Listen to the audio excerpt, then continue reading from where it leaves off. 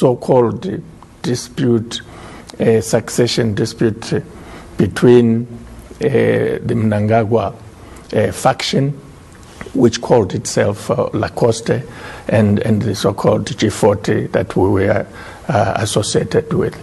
It was a power grab related to a factional fight within ZANU-PF. It had nothing to do with the public interest. It had nothing to do with the national interest. It had nothing to do with the territorial integrity of Zimbabwe. It was an unprecedented, in our region, in Southern Africa, act by the military to descend down to the level of squabbles within a political party.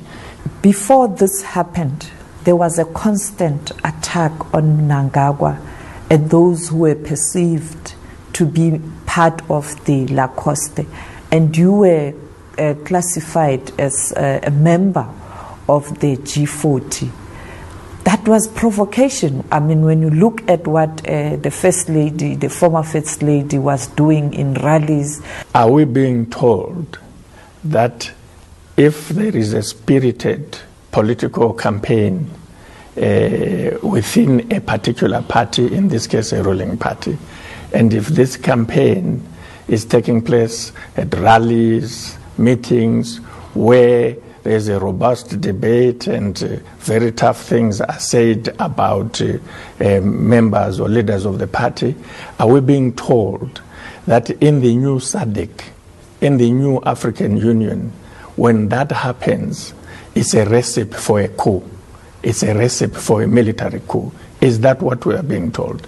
There was a equivalent spirited debate in South Africa within the African National Congress that we saw in provinces like KwaZulu-Natal and many others, where strong views, ideological views, whether to do with state capture, whether to do with radical transformation of the society and the economy, whether to do with corruption, accusations that certain people are corrupt, even the president, or let alone a deputy president. The president of South Africa faced quite some robust debate.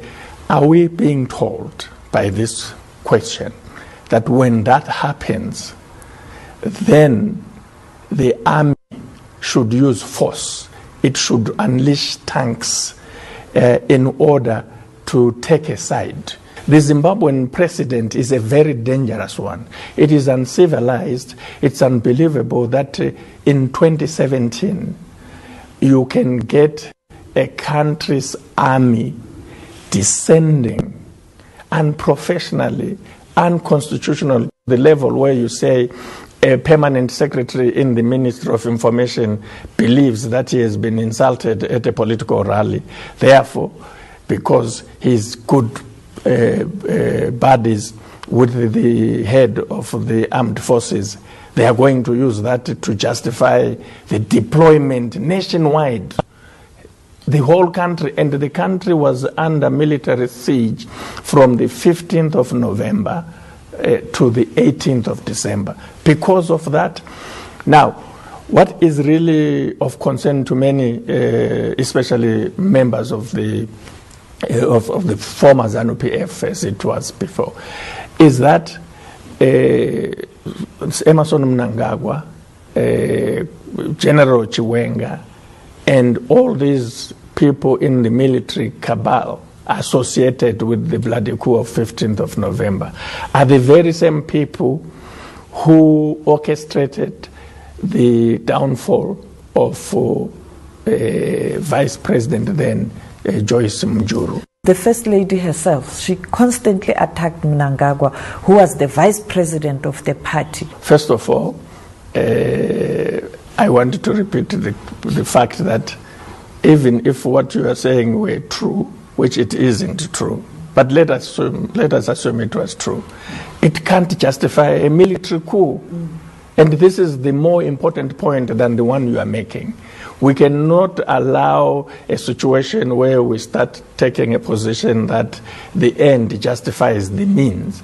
So as long as we want to grab power, we will find a pretext, and in this case, the pretext will be, did you not see the humiliation of a particular leader by the First Lady? Now, let's get to the fact. The fact of the matter is that Grace Mugabe, as the First Lady, and President Mugabe went through unbelievable humiliation.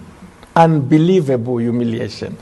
The people who are raising this suffer from some either selective memory or they are part of this coup. Are you corrupt? No. In fact, this is laughable.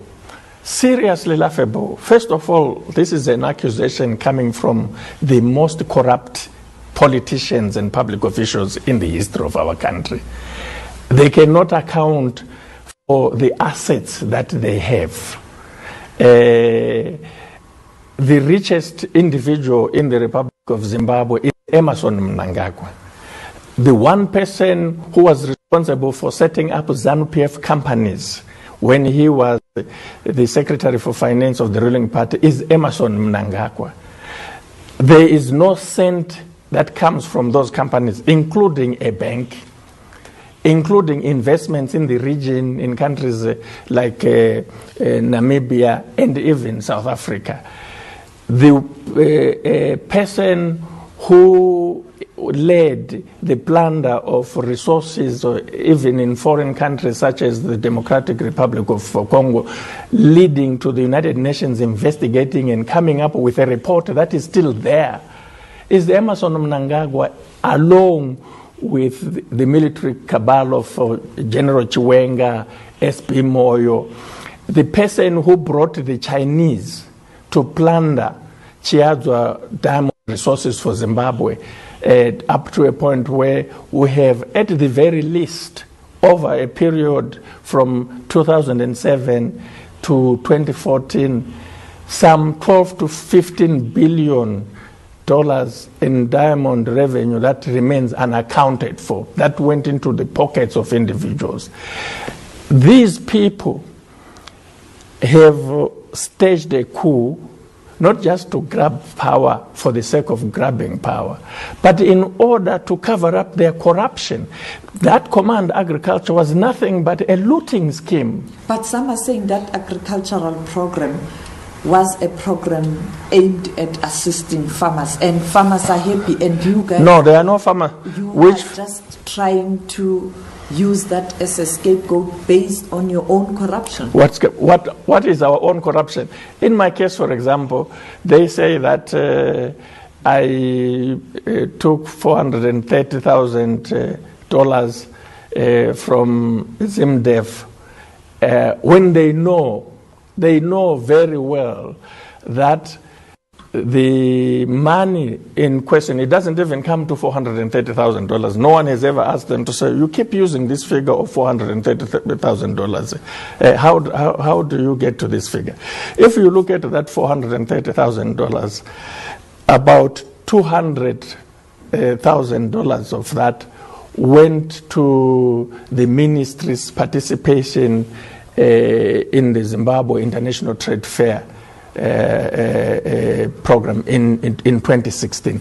And we won. We were the first government ministry since the establishment of that trade fair in Rhodesian days to win the top prize, because we had a very innovative display of our work in our exhibits.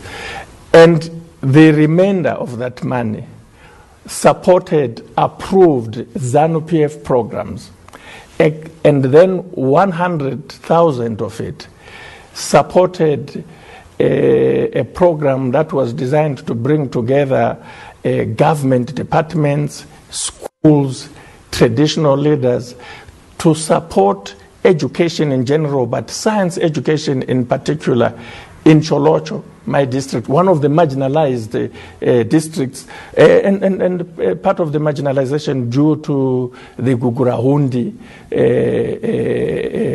atrocities that were committed in Cholocho by this very same cabal. Not a single cent came to me. Now, but here, they are saying you are dispensing patronage. No, but you see, When does it become patronage? The fact of the matter is I was a minister with discretion in deciding how to use those funds, and there were procedures for using the funds. Is the problem perhaps how ZANU-PF in general has conducted itself, using state resources earmarked for all Zimbabweans to sustain the party itself abusing state resources in general, and that is why they fight? I think that there are serious questions such as the one you are raising that need to be asked. And it was under President Mugabe's watch. Well, it was under Emerson Mnangagwa. You know, let us not play this simple game of saying it was under Mugabe and now we have a different government, different from Mugabe's government, when in fact the instigators and enforcers and the main players over a 37-year period are these, especially Emerson Mnangagwa. Emerson Mnangagwa cannot convince the world that he is different from President Mugabe. It is going to be the worst act of treachery, the worst that the region has ever seen, the liberation movement has ever seen. But he's currently changing policies. No, he's not. No, he has not changed any policies. He has slogans and anecdotes that are cynical, that are designed to placate the Western world, to make him appear that he's very different. There's no economic policy. He's Minister of Finance, he's also Minister of Economic Development. He has no economic development policy as we speak right now, which is different from the one that was in place in 2013 that ZANU-PF adopted. Their 100 days, so-called, is driven by anecdotes and slogans. It is not driven by any coherent underlying policy or message with new fundamentals. Is he really trying to tell Zimbabweans and the world that there is something that he wanted to do in 37 years, but he couldn't do because he was stopped by President Mugabe from doing that, and that he has had to get rid of President Mugabe in order to do that? Is that what Emerson Mnangagwa wants to say? Is Emerson Mnangagwa telling the world that he had nothing to do with Gugurahundi atrocities? He has reached out to those who were affected. He has not done that. That is a lie. First of all, I was in the leadership with him during the making of Zimbabwe's new constitution that was adopted in 2013. Emerson Mnangagwa and Patrick Chinamasa, who were the frontline voices for ZANU-PF during that process, fought very hard to ensure that the national peace and reconciliation process that is in the constitution does not have the teeth or see light of the first of all, they didn't want it. They are the ones who opposed it in ZANU-PF. Emerson Mnangagwa and Patrick Chinamasa led the opposition of the National Peace and Reconciliation Commission. They did not want it. They came to the Politburo. We had long nights debating. One of the contentious issues is that they didn't want that commission at all. Emerson Mnangagwa, I want to say and place this on record, did not want the commission. That's number one. Number two, as a result of that, got ZANU-PF to accept the current structure that is in the constitution of peace and reconciliation only on grounds that it did not include truth and that it would not look into ground atrocities. That's number one. And this is very important because he can't come today and say, I have done this, when very recent history tells a different story. But much more telling is that when the former vice president, Pelegezela Mpoko, was spearheading the bill which became law recently, it was spearheaded in parliament not by Emmerson Mnangagwa, but by Pelegezela Mpoko. Emmerson Mnangagwa and his Lacoste members of parliament gave Mpoko a torrid time. They did not want it. They wanted to kill it. And again, the bill ended up being pulled down because of the opposition that it faced from Mnangagwa and his members of parliament who made sure and did not hide that they did not support it. They did not think that there will be a coup in Zimbabwe on the 15th of November. Now, as history will have it, it has created this opportunity for Mnangagwa, which he is unable to take because he came to power via the gun and found on President Mugabe's desk a bill already passed, waiting just to be signed. And he has signed it opportunistically after fighting this. And as he signs it, 5 years have gone for the National Peace and Reconciliation. It's a commission which has only a 10-year life, 10 years from August 22, 2013. He can't associate himself with it. It is not going to deliver what it was meant to deliver, not least because now it's being driven by the number one perpetrator of atrocities. Allegation leveled against you is that you are a foreign agent, spy. How far true are those reports? Are you working for foreign governments to destabilize Zimbabwe right now? Well, but this is a startling kind of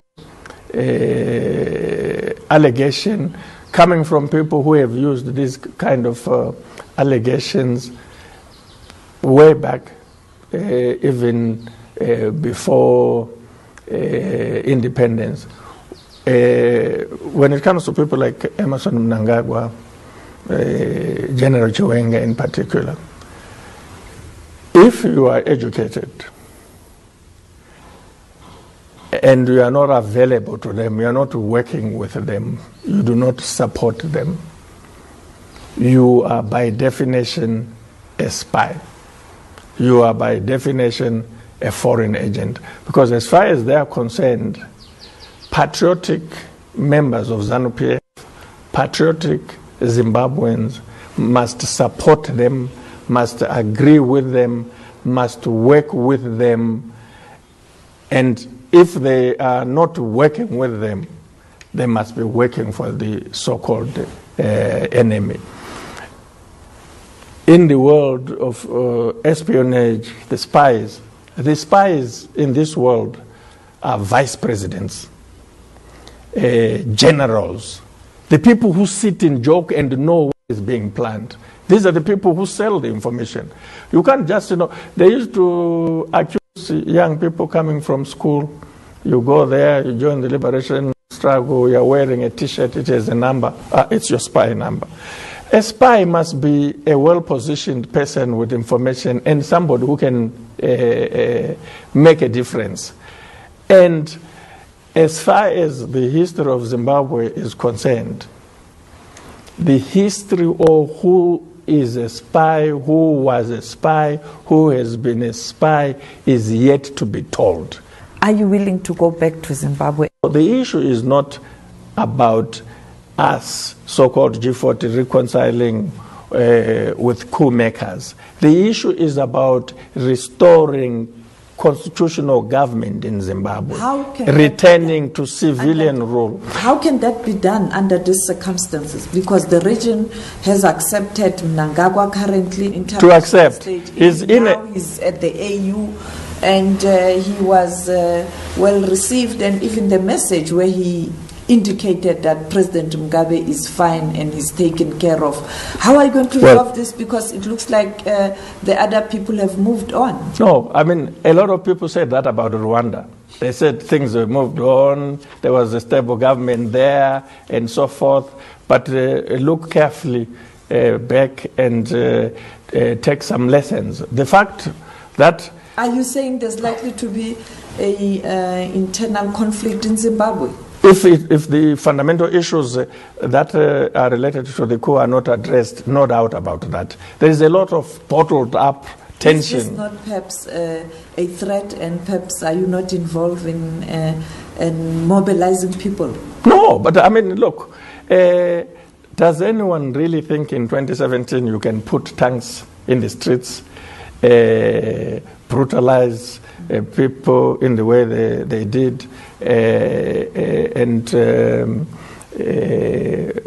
torture members of state organs responsible for security in the president's department, in the police, in the army itself? Do you think you really can do that and get away with it? Mugabe has warned against any perhaps retaliation. No, but you know, he says one thing during the day and completely different things happen at night.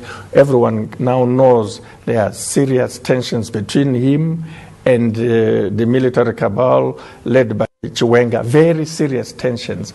And he told the African Union that President Mugabe is safe and secure. That's not true.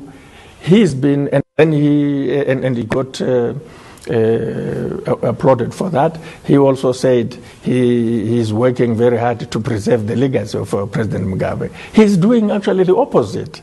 They are harassing the president's family on a daily basis. But the president's family is allegedly implicated in corruption. Should they not account? So he said that the legacy is preserved, the president is safe and secure. Meanwhile, you are saying that the president's family is alleged to be involved in corruption. What judicial process has come up with this information? People are using political platforms, media platforms such as this to harass the family. When you make allegations outside the judicial process, you are harassing the family. That's what harassment is. You are engaging in dirty politics. You want to silence them. You are intimidating them. You are instilling fear. If there is a case, a civilized constitutional government follows the judicial process. It does not follow rallies, innuendos.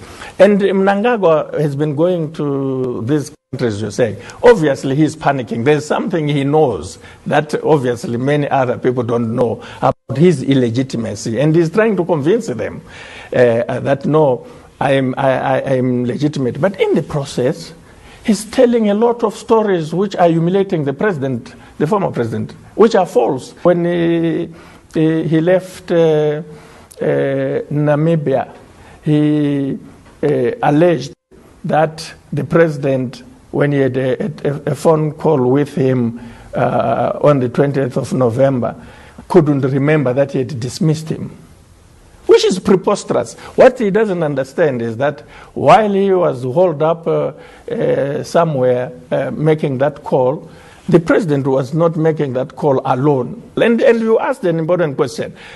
So what really should happen? Well, the African Union and SADC need to base their decision not on what the coup makers say, but on what the people of Zimbabwe say and on what the victims of the coup say.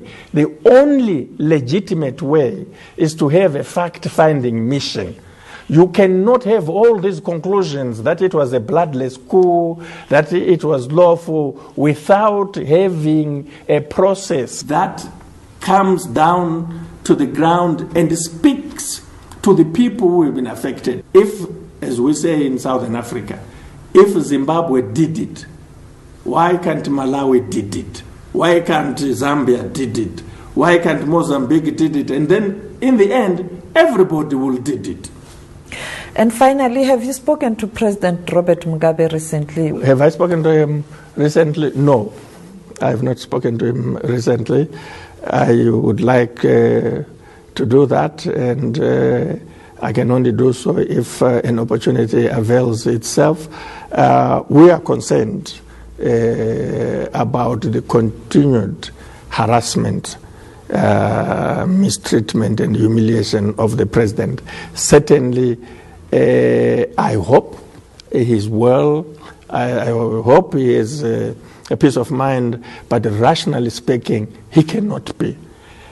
How can he be when we know that he was forced to resign, when we know that he did not freely and voluntarily write that letter?